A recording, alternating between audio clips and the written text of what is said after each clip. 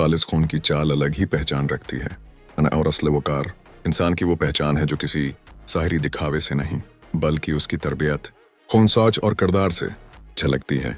जैसे नस्ली घोड़े अपने इलम, चाल, वकार और रफ्तार से पहचाने जाते हैं, वैसे ही बाउसूल लोग अपनी गिरफ्तार और किरदार से पहचाने जाते हैं। खच्चरों के उस्तबल में घोड़े कभी खाते नहीं। ये जुमला हमें ये समझाता है कि आली ज़ुर्फ, साफ ज़हन और ब्लंट किरदार रखने वाले लोग हमेशा अपने मयार के मुताबिक रहते हैं। वो जानते हैं कि हर जगह ठहरना मुनासिब नहीं, हर रिश्ता निभाना ज़रूरी नहीं, और हर माहौल में रहना इज्जत की बात नहीं। कुछ जगहों का फैज़ इंसान की अजमत छीन लेता है और कुछ संगतें इंसान को अपने से भी कमतर साबित कर देती हैं। जो लोग अपनी असल पहचान रखते हैं वो जानते हैं कि खुददारी को कभी सौदा नहीं करना चाहिए। ऐसे लोग तौहीन-आमीज़ रवैयों, घटिया मिजाज और कमज़र्फ लोगों के सामने झुकने के बजाय तन्हा रहना पसंद करते हैं।